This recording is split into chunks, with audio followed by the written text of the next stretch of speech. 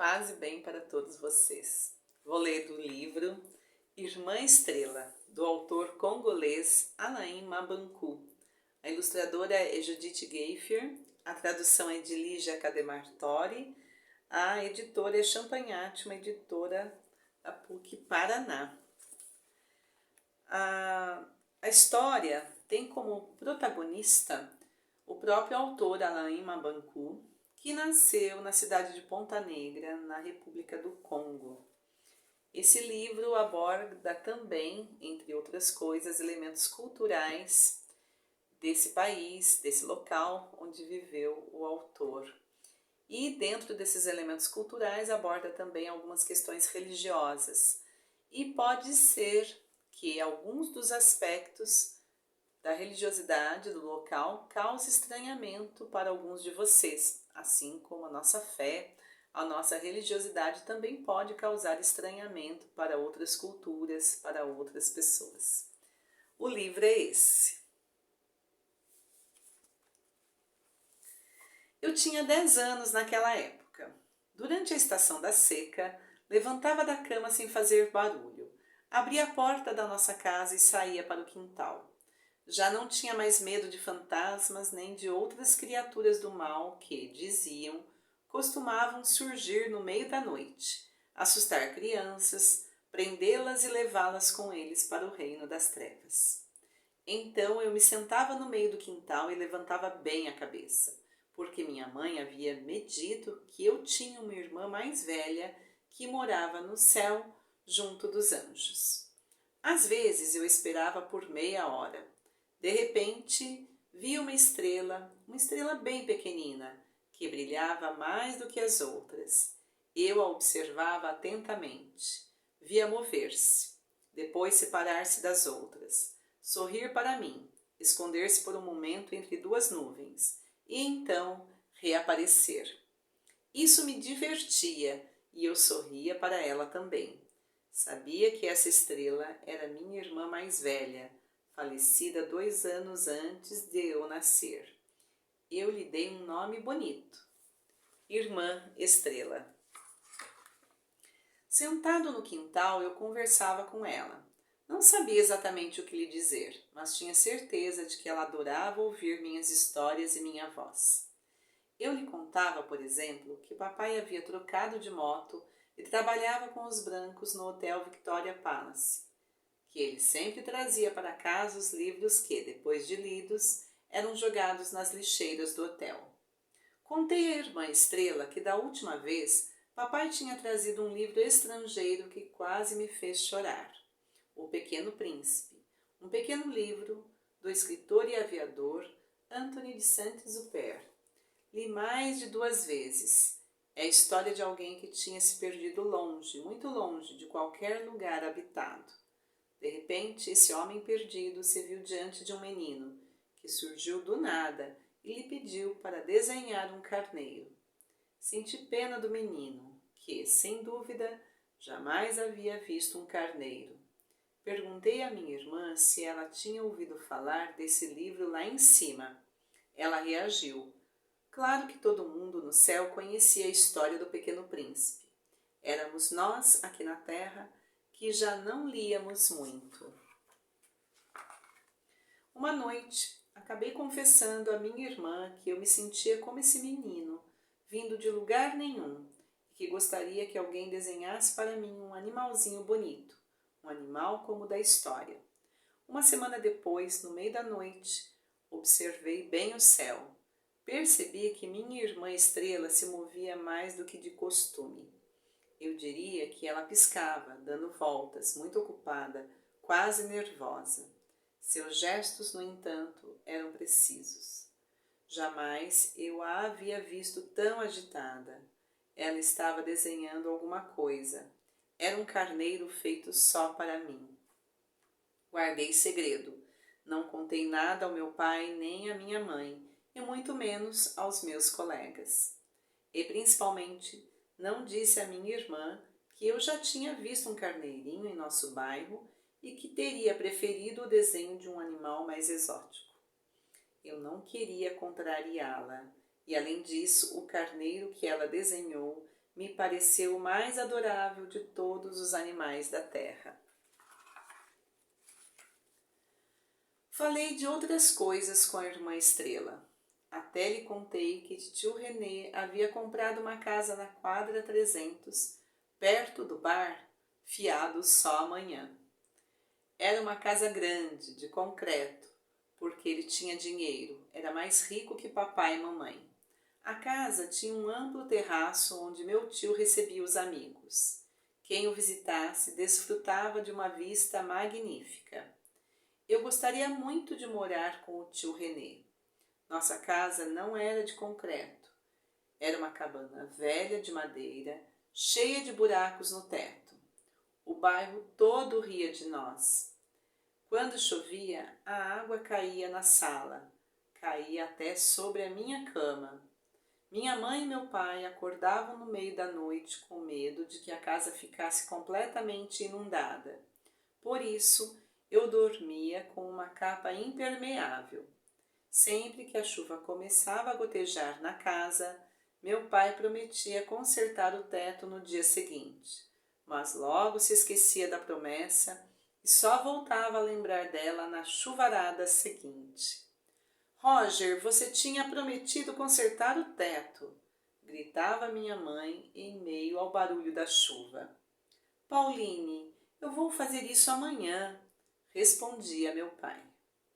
É o que você diz há 2 semanas. Pois é, vou fazer amanhã, eu prometo. Mas meu pai nunca consertou o teto. Preferiu me dar outra capa impermeável e um par de botas.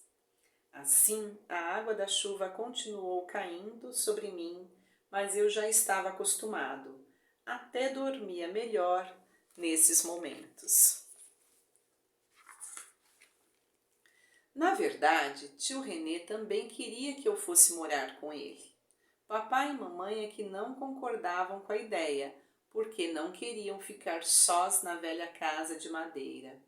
E eu já me via na casa grande do tio René e dizia a mim mesmo que lá eu iria brincar com meus primos e dormir sob um teto em bom estado. Papai, que era um homem orgulhoso, ficou angustiado. E como queria que eu parasse de sonhar com a casa de meu tio, ele me disse de uma vez por todas: Não quero que você vá morar com René. Sei que sou pobre e que você quer morar na casa de seu tio porque ele é rico, porque tem uma casa grande. Mas, na vida, é preciso que a gente se contente com o que tem. Não é por morar numa cabana pobre que somos pobres de coração. Um dia, quando você for grande, vai compreender.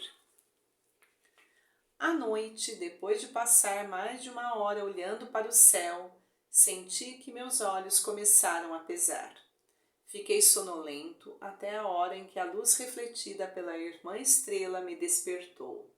Compreendi então que havia ficado todo esse tempo no meio do quintal, sem conseguir ir para a cama, porque queria falar para ela sobre minha mãe. Contei das bolinhas de gude que mamãe tinha me dado no dia do meu aniversário. Eram 12, mas perdi todas, bem rapidinho. Uns meninos mais velhos me ameaçaram dizendo que iriam tirá-las de mim à força. E como eu não queria briga, porque era magro e fraco, como um pau de virar tripa, deixei que ficassem com minhas bolinhas de gude. Minha mãe ficou nervosa e me prometeu levar ao feiticeiro do bairro. Ele me faria um amuleto para que eu ficasse mais forte que esses meninos maus, esses ladrões de bolinhas. E a Malonga, o feiticeiro que fomos visitar certa tarde, me fez comer umas raízes picantes e me deu um bracelete com um dente de víbora, cuja eficiência não se fez esperar. Quando eu voltei para casa, os meninos me viram chegar, olharam para o meu braço e desapareceram.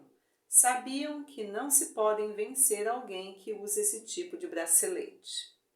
Depois desse dia, Nunca mais perdi minhas bolinhas de gude.